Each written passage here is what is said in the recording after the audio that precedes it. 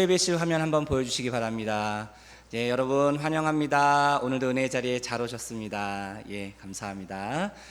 자, 오늘도 하나님의 은혜를 사모하며 이 자리에 오신 여러분들에게 주님께서 귀한 은혜의 선물을 주실 줄로 믿습니다. 우리 옆에 있는 분들에게 이렇게 인사하겠습니다. 은혜의 자리에 잘 오셨습니다. 지금 교회 밖에 나가면 불볕더위입니다. 그죠? 전국적으로 폭염이고, 참 이곳에 오니까 시원하고 너무 좋으시죠? 그래서 오늘 이곳에서 또 하나님과 함께 말씀으로 또 주님과 교제하며 하나님이 주시는 충만한 은혜 가운데 나아갈 수 있는 저와 여러분 될 수 있게 되길 간절히 소망합니다. 자, 오늘은 대민행전 시리즈 17번째 시간 믿음의 본이 되는 교회라는 제목으로 말씀을 함께 나누도록 하겠습니다. 오늘 말씀을 들어가기 앞서서 먼저 또 우리 성도님들 많이 기도해 주시고 또 참여해 주셔서 우리 전교인 수련회가 정말 은혜와 기쁨 가운데 잘 맞춰질 수 있었습니다. 이번 정말 전교인 수련회 6년 만에 시행했는데요. 정말 하나님께서 너무나도 많은 은혜를 주시고 기쁨을 주시고, 이번에 주제가 주 안에서 우리는 하나라는 그런 주제였는데, 정말 사랑으로 섬기며 또 말씀과 기도와 찬양으로 또 우리가 한 믿음의 공동체임을 확인할 수 있는 그런 귀한 은혜의 시간이었습니다. 그래서 참 제 마음에 감동으로 왔던 순간들이 참 많이 있었는데요. 특별히 우리 성도님들 서로를 위해서 함께 뜨겁게 기도하고 또 안아주고 격려하고 이렇게 축복해 주면서, 정말 하나님께서 우리 성도님들 정말 주님 사랑하고 교회 사랑하는 이 귀한 성도님들과 함께 이 귀한 목회 사역을 한다는 것이 얼마나 내게 큰 복인가, 얼마나 큰 기쁨인가, 얼마나 큰 감사인가, 다시 한번 제 개인적으로 생각할 수 있는 그런 시간이었습니다. 그리고 우리가 지난번에 기관별 찬양대회 할 때 우리 여기서 한번 제가 봤지만 우리 대민교회 성도님들의 끼와 재능과 탤런트가 이게 참 엄청나다는 걸 그때 알았는데, 이번에도 아니나 다를까 거의 자기 안에 숨겨져 있는 그 끼를 막 이렇게 발산해 나가시는데 참 많이 웃고 참 즐겁고 행복했던 그런 시간이었습니다. 여러분, 그리고 혹시 오늘 그 교회 오실 때 우리 주차장 입구에 조그마한 이렇게 천막 이렇게 텐트가 쳐져 있고, 거기에 보면은 우리가 이번 전교인 수련회 때 어제죠, 토요일날 오전에 우리가 꿈꾸는 교회라는 주제로 우리 성도님들이 15개 조로 나누어서 앞으로 우리 대민교회가 이런 교회가 됐으면 좋겠습니다 라고 우리 성도님들이 마음을 모으고 뜻을 모아서 거기에 글과 그림을 예쁘게 꾸며서 멋진 작품을 만들었습니다. 그래서 그것을 우리만, 거기 참여하신 분들만 보기가 너무 아까워서 우리 참여하지 못하신 우리 성도님들도 계시잖아요. 그래서 예배 후에 거기 가서 보시면은 그리스도 예수 안에서 우리는 하나 느낌표까지 해서 총 15개의 그런 작품들이 걸려 있습니다. 그걸 보시면서 나는 과연 우리 대민교회가 어떤 교회가 되면 좋겠는가, 여러분들도 한번 그걸 보시면서 마음에 품으시고 꿈을 꾸시고 함께 기도하며 나아갔으면 좋겠습니다. 그래서 저도 우리 성도님들의 그 조별 발표하는 시간을 들으면서 정말 앞으로 우리 대민교회가 우리 성도님들과 함께 만들어 나갈 우리 교회의 미래가 참 기대가 되고 참 되게 감사했던 그런 개인적인 시간이었습니다. 나중에 이게 이제 우리 사진해서 우리 교회 홈페이지 다 올라올 것이거든요. 그래서 여러분들 한번 보시고 또 주님께서 우리 가운데 주셨던 그 은혜의 흔적들을 다시 한번 볼 수 있는 시간이 되었으면 좋겠습니다. 이 모든 영광을 하나님께 돌립니다. 우리 옆에 있는 분들에게 이렇게 한번 인사했으면 좋겠습니다. 주 안에서 우리는 하나입니다. 네, 주 안에서 우리는 하나입니다. 주 밖에서는 우리가 하나 될 그게 없는데, 주 안에 있기 때문에 예수 그리스도의 복음의 은혜로 말미암아 하늘에 계신 그 하나님 한 분을 우리의 아버지로 모시고 우리 모두는 형제 자매요 귀한 믿음의 한 가족임을 믿습니다. 옆에 계신 분 가족들 마음에 드십니까? 네, 마음에 안 들어도 어쩔 수가 없습니다. 우리는 이미 한 배를 탔어요. 공동 운명체입니다. 그래서 함께 귀한 은혜를 나눴으면 좋겠습니다. 자, 우리 이제 말씀을 한번 들어가 보겠는데요. 자, 우리 오늘 그 말씀 우리가 읽었던 사도행전 17장에 보면은 이제 바울이 그 아시아에서 그 마게도냐로 유럽으로 넘어와서 우리가 지난주 살펴보았죠. 그 마게도냐 지역에 주요한 4개의 성이 있는데 첫 번째 성인 빌립보라는 그 성에 이 바울 일행들이 가게 됩니다. 거기서 가는 곳곳마다 유대인의 회당이 있으면 거기에 가서 바울이 하나님의 말씀을 전하고 가르쳤는데 빌립보는 회당이 없는 거예요. 회당이 없다는 건 뭐예요? 유대인 성인 남자 10명만 있으면 회당을 만들 수 있었는데 그 10명이 없는 겁니다. 빌립보에. 그러니까 유대인이 거의 없는 지역이에요. 불모지와 같은 곳이에요. 그곳에 가서 수일 동안 바울이 다녔지만 복음을 전할 수 없는 그런 상황이었습니다. 그러다가 하나님께서 루디아라는 자주 옷감 장사, 아시아에서 온 그 여인인데요, 그 루디아라는 여인을 만나게 됐고 그에게 복음을 전했고 그가 주님을 영접해서 주님께 나오게 됩니다. 그리고 그 루디아뿐만 아니라 그의 가족들까지도 다 예수를 믿게 되고, 그리고 이 바울과 실라가 그 감옥에 갇히게 되잖아요. 그 귀신 들린 그 점치는 여종을 고쳐준 대가로 인해서 그 주인에 의해서 감옥에 갇히게 되고, 그래서 모진 채찍질을 맞고 그 감옥에 있는데 밤중에 찬양과 기도하는 가운데 지진이 나고 옥토가 흔들리면서 감옥의 문이 열리고 착고가 풀어지고, 그러면서 감옥에 나오게 되는, 그러면서 거기서 누가 만나게 돼요? 그 감옥을 관리했던 간수, 그 간수가 이 사건을 통하여 바울로부터 복음을 듣게 되고 구원을 받고 그 온 가족 식구들이 주님께 나오게 되는 그 역사. 그러니까 이 빌립보에서는 복음의 열매가 뭐였습니까? 루디아 가정과 감옥의 간수 가정, 이 두 가정밖에 없었던 거예요. 하지만 이럼에도 불구하고 하나님께서 바울을 통해서 그 빌립보 교회를 세우게 하셨고, 그리고 이 빌립보에서 이제 성령의 인도하심을 따라 그 데살로니가라고 하는 이 마게도냐 지역의 4개의 성 중에 행정 수도, 가장 큰 도시 이 데살로니가로 오게 됩니다. 자, 그렇다면 이곳에서 하나님께서 이 바울을 통하여 어떤 놀라운 은혜를 예비하시고 역사에 나가시는가, 우리 말씀을 통해서 함께 살펴보도록 하겠습니다. 첫 번째로 바울은 이곳에 와서 어떤 이제 일을 하게 되냐면 자기의 관례대로 성경을 강론하고 복음을 증언하게 됩니다. 자, 저를 한번 따라해 주시기 바랍니다. 바울은 자기의 관례대로 성경을 강론하고 복음을 증언했습니다. 자, 오늘 본문 2절과 3절 말씀인데요, 같이 함께 읽어보겠습니다. 바울이 자기의 관례대로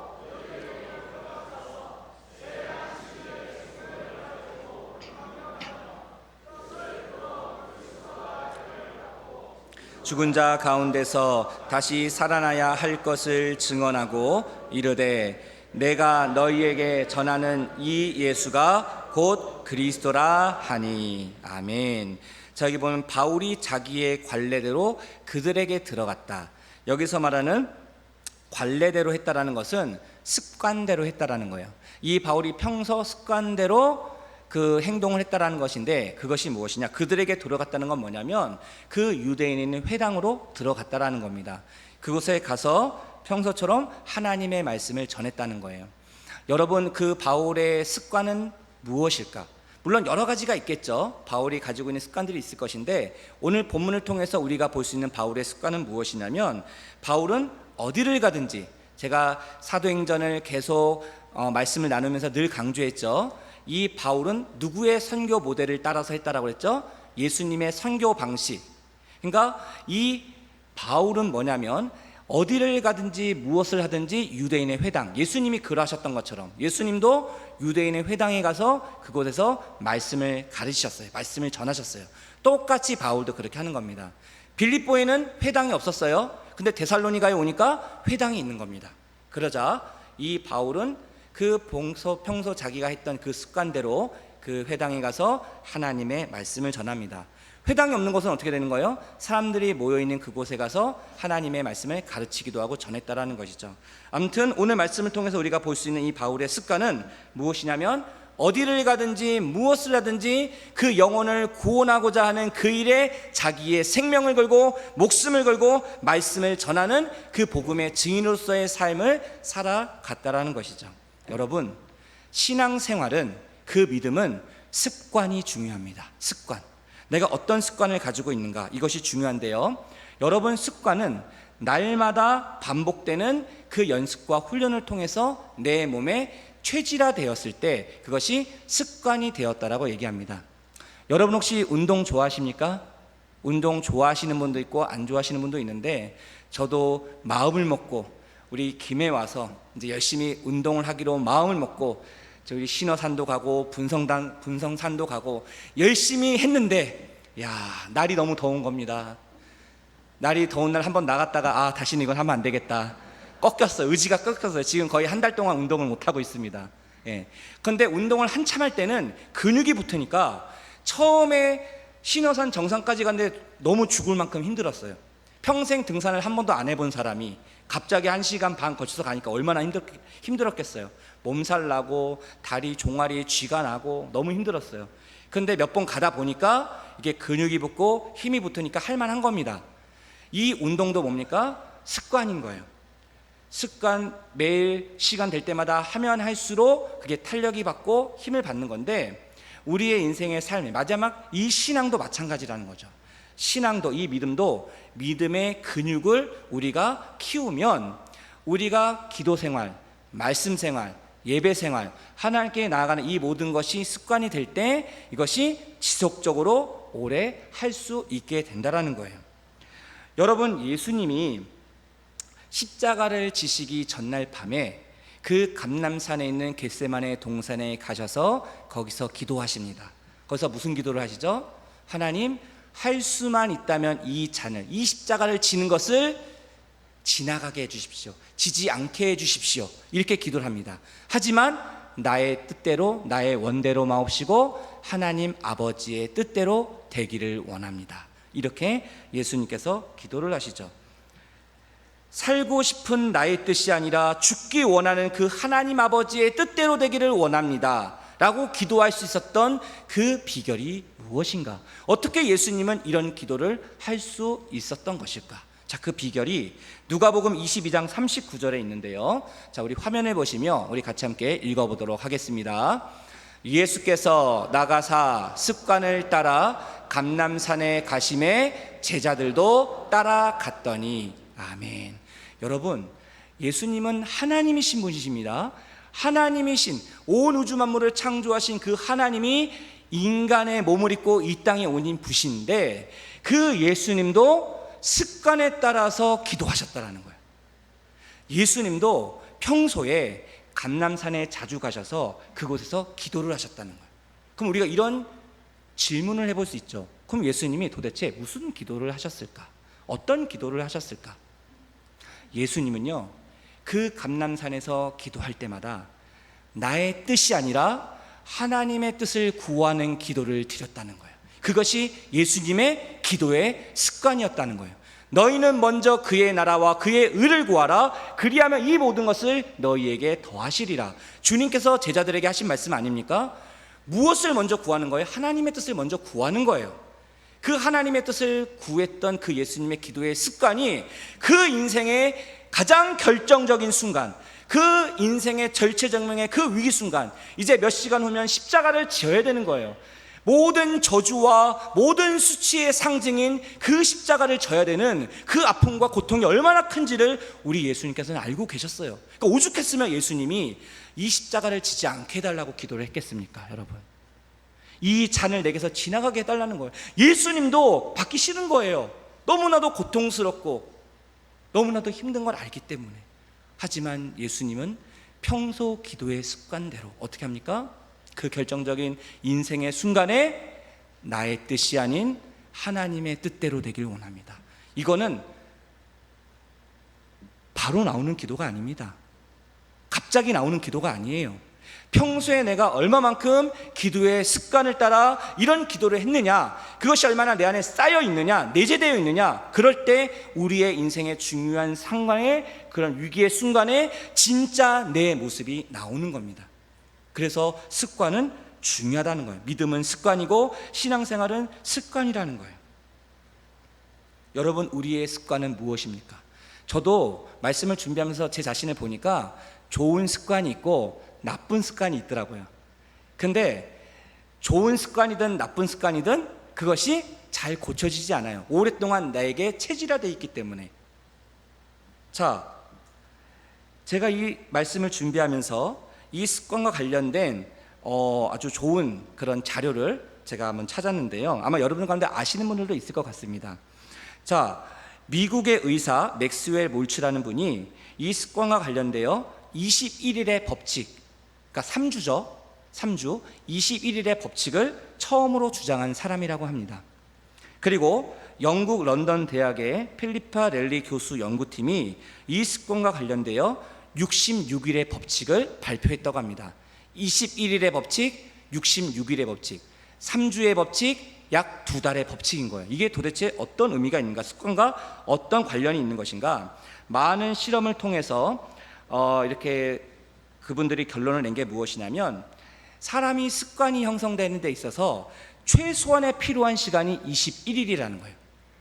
그러니까 3주 동안 내가 매일 어떠한 행동을 하루도 빠지지 않고 매일 반복하면 그 습관이 우리의 뇌에, 우리의 머리에 각인이 된답니다. 그 행동이 우리의 머리에, 뇌에 그게 새겨진다는 거예요. 그게 새겨지고 나면 그 다음부터는 뭐가 되냐면 그 뇌에, 우리의 머리에 새겨진 그 행동이 자꾸 생각이 난다는 거예요. 자, 그렇다면 66일의 법칙은 뭔가? 21일의 법칙이 매일 하루도 빠지지 않고 반복하면 그 습관이 뇌에 각인이 된다면 66일의 법칙은 2달 동안 하루도 빠지지 않고 그것을 계속하면 그 습관이 우리의 몸에 각인이 된다는 거예요. 21일을 하면은 머리에 각인이 되고 66일을 하면 2달 동안 하면 우리의 몸에 각인이 돼서 우리의 몸에 그게 완전히 체질화 된다라는 거예요. 힘들지 않고 계속해서 할 수 있는 힘과 동력이 여기서 나온다는 겁니다. 여러분, 21일 동안 매일 이것을 꾸준히 반복하는 것이 쉬울까요? 어려울까요? 쉽지 않습니다. 그래서 이거를 얘기하는 분들이 3일, 7일, 14일의 고비가 있다는 거예요. 우리도 그런 말 있죠. 작심 며칠? 작심 3일. 이 3일의 고비가 넘어가야 된다는 거예요. 3일의 고비를 넘었다? 그러면 일주일, 7일째가 되면 또 고비가 온다는 거예요. 그러면 일주일 넘어가요? 그러면 2주째 때 고비가 온다는 거예요. 이 고비를 넘기면 3주까지 가게 되면 한 단계 통과가 되는 겁니다. 바라기는 우리의 인생에 있어서, 우리의 신앙생활에 있어서 말씀의 습관이 우리에게 임할 수 있게 되기를 간절히 소망합니다. 기도의 습관이 임할 수 있게 되기를 간절히 소망합니다. 예배의 습관이 임할 수 있게 되기를 간절히 소망합니다. 그래서 여러분들에게 한 가지 좋은 미션을 하나 드리겠습니다. 그게 뭐냐면, 오늘이 8월 4일이에요. 그러면 8월 31일까지 딱 28일이 있는데, 여러분 사도행전이 몇 장으로 되어 있냐면 28장으로 되어 있습니다. 자, 그럼 이제 눈치가 빠르신 분들은 제가 무슨 얘기를 하려고 그럴까요? 매일 하루에 한 장씩 사도행전을 읽는 겁니다. 그럼 여러분 이 8월 한 달 동안 덥잖아요. 밖에 나가면 짜증 나잖아요. 그러니까 가능하면 바깥 외출을 삼가시고, 꼭 해야 되는 건 해야 되겠지만 집에서 시원하게 에어컨 틀어놓으시고, 그 말씀을 하루에 한 장씩 사도행전을 묵상하시면서 말씀을 통하여 하나님이 주시는 은혜를 누릴 수 있게 되기를 간절히 소망합니다. 그래서 여러분들 만약에 이걸 실천하잖아요. 8월이 끝났을 때 21일의 법칙이 넘어간 거예요. 그러면 그 말씀의 습관이 내 머리에, 뇌에 각인이 되는 거예요. 그럼 9월부터는 뭐 하는 거예요? 다시 내려놓습니까? 아니죠. 이제 날도 선선해지니까 어떻게 됩니까? 다시 그 말씀을 매일매일 읽는 거예요. 그러면 8월, 9월 2달 동안에 여러분들 하루도 빠지지 않고 말씀을 읽고 묵상하면 어떻게 되는 거예요? 그 습관이, 말씀의 습관이 내 머리뿐만 아니라 내 몸에 각인이 된다는 겁니다. 그러면 여러분들이 그 말씀을 매일 묵상하고 하는데 도움이 된다는 거예요. 자, 제가 여러분들에게 불가능한 미션을 드리는 겁니까? 아니죠. 한번 해보십시오. 도전해 보십시오. 그럼 분명히 하나님께서 여러분들에게 그 말씀을 통하여 은혜를 주실 줄로 믿습니다. 우리 옆에 있는 분들에게 이렇게 한번 인사했으면 좋겠습니다. 말씀의 습관을 가집시다. 여러분, 오늘 설교 제목이 믿음의 본이 되는 교회잖아요. 우리 자체가 성전된 교회예요. 다시 말하면 믿음의 본이 되는 성도는 말씀의 습관에서부터 시작이 되는 겁니다. 말씀에서부터 시작이 되는 거예요. 그 귀한 은혜가 저와 여러분 가운데 있게 되기를 간절히 소망합니다. 자, 다시 이제 말씀으로 돌아오면 이 바울이, 자, 여기 성경에 보면 3주 동안 3번의 안식일 날 회당에 가서 하나님의 말씀을 전했다라고 합니다. 그러니까 다시 말하면 이 바울은 이 데살로니가라는 이곳에 와서 3주 동안 있으면서 말씀을 전하는 거예요. 말씀을 전하는데 그 말씀 강론의 핵심이 뭐라고 얘기합니까? 바로 복음입니다. 복음. 예수 그리스도께서 십자가에 죽으시고 부활하심으로 우리를 모든 죄와 사망에서 우리를 구원하여 주신 이 땅의 메시아요 그리스도로 오신 분이 바로 그 예수님이십니다. 그 예수님을 전파했다라는 거예요. 그 복음을 전했다는 거예요.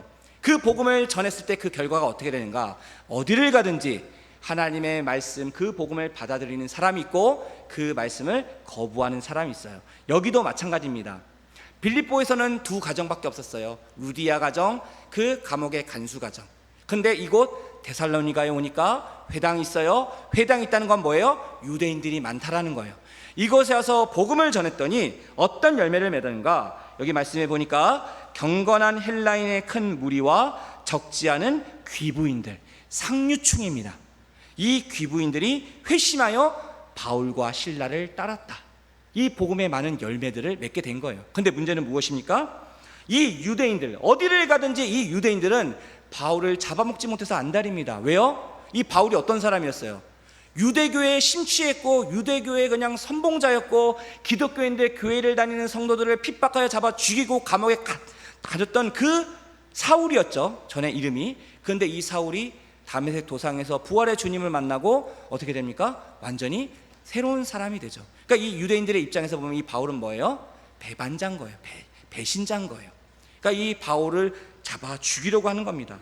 여기에서도 마찬가지예요. 이 유대인들이 이 바울을 죽이려고 그 시장거리에 있는 불량배들을 선동했다. 우리날로 말하면 조직폭력배들을 돈을 주고 사주를 해서 이 바울을 대적하려고 계획을 합니다. 그리고 이 데살로니가의 온 성을 돌아다니면서 이 바울이 복음을 전하지 못하도록 시끄럽게 하고 혼란스럽게 하고 계속 방해했다라는 거예요. 자, 이런 위기 상황을 경험했던 이 바울, 이 문제를 어떻게 해결해 나갈 수 있었을까?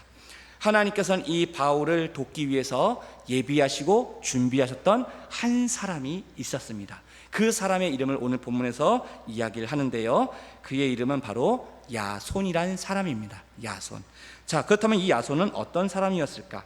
자, 두 번째로 야손은 핍박 중에서도 믿음을 지켰던 그런 동역자로 나가게 되는데요, 저를 한번 따라해 주시기 바랍니다. 야손은 핍박 중에도 믿음을 지켰습니다. 자, 오늘 본문 5절부터 7절까지 말씀 같이 함께 읽어보겠습니다. 그러나 유대인들은 시기하여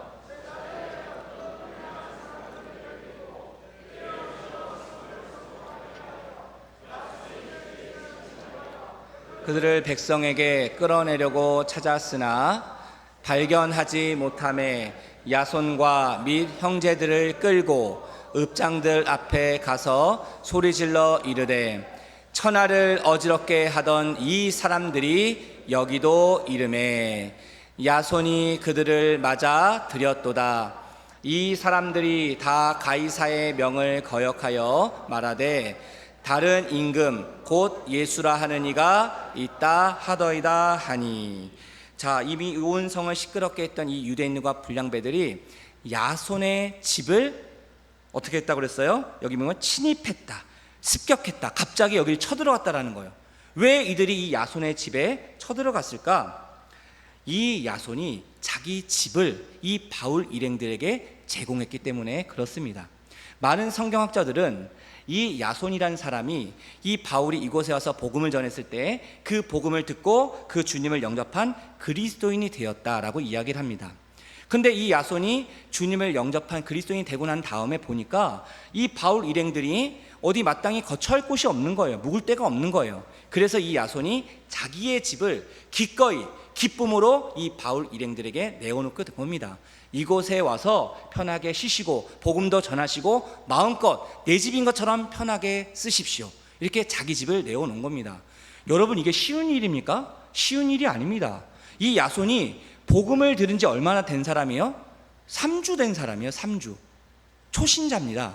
예수님을 믿게 된 지가 이제 3주밖에 안 된 사람이에요. 근데 이런 사람이 자기 집을, 그것도 한 사람도 아니고 바울 일행 3명이 있었는데, 바울과 실라와 디모데가 있었는데, 이 3사람에게 자기 집을 내어놓고 거기서 마음 편안하게 쉴 수 있게 한다? 여러분 같으면 어떻겠습니까?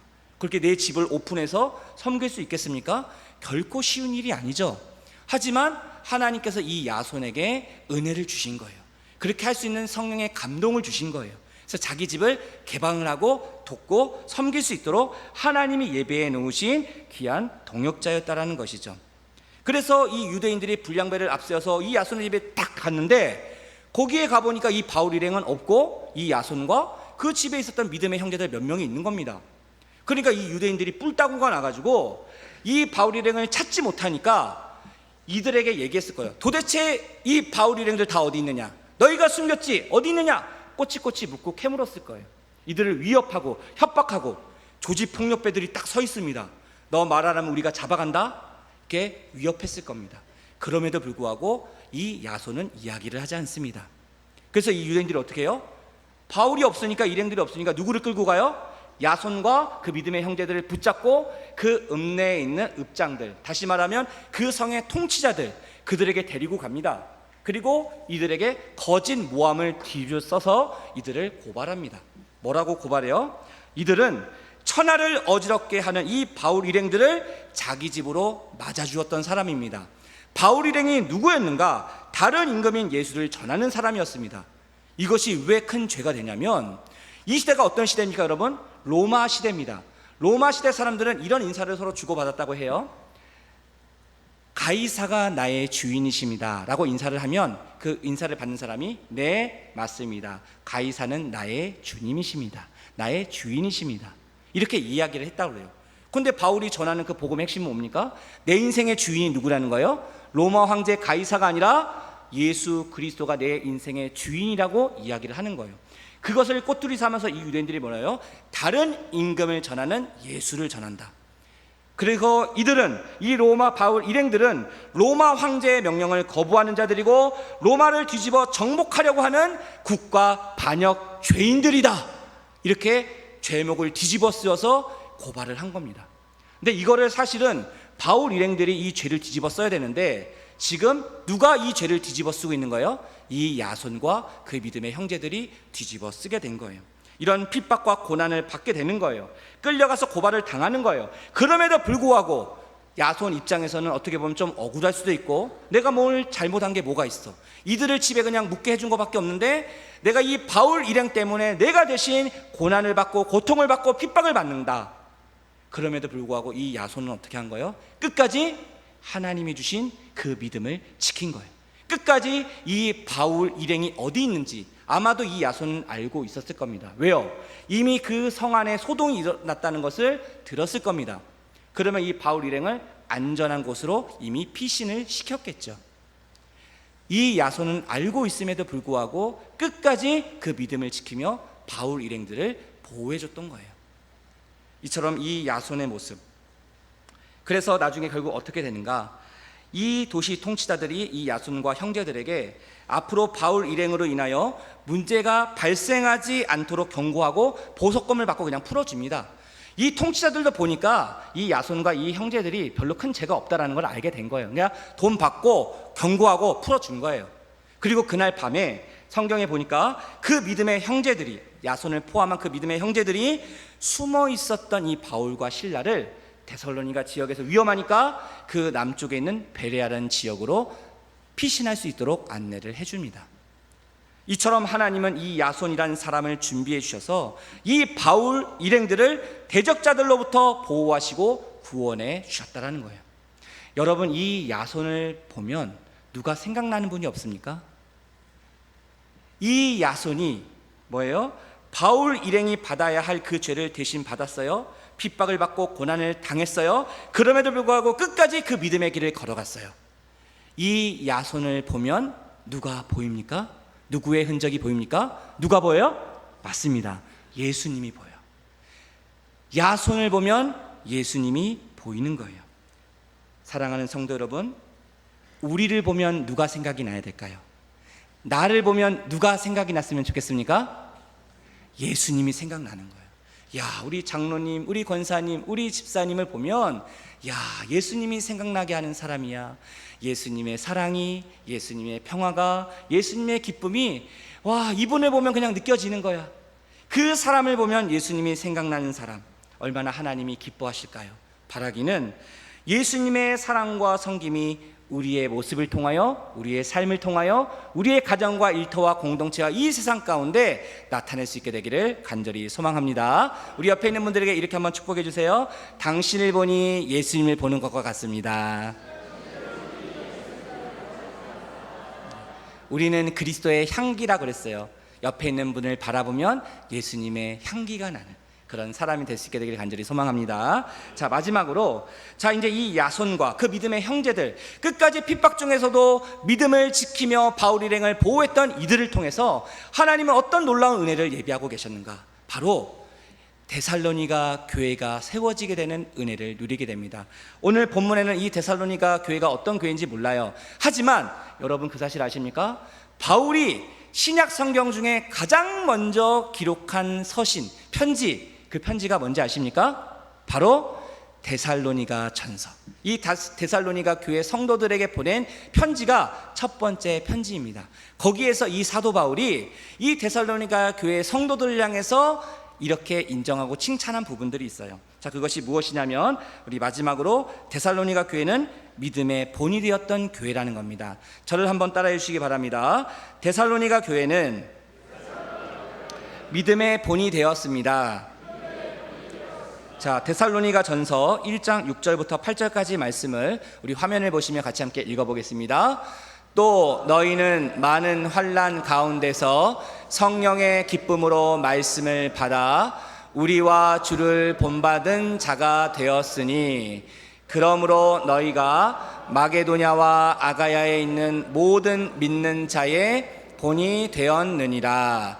주의 말씀이 너희에게로부터 마게도냐와 아가야에만 들릴 뿐 아니라 하나님을 향하는 너희 믿음의 소문이 각처에 퍼졌으므로 우리는 아무 말도 할 것이 없노라. 아멘. 여러분, 사도 바울이 극찬을 합니다. 극찬. 예. 여기 보면 뭐라 그래요? 많은 환난 가운데서 성령의 기쁨으로 말씀을 받았다. 그러니까 바울 일행이 데살로니가를 떠나서 베레로 갔었을 때 여전히 그 성도들은 유대인과 그 불량자들에 의해서 계속되는 핍박과 환난을 받았다는 거예요. 얼마나 힘들었겠습니까?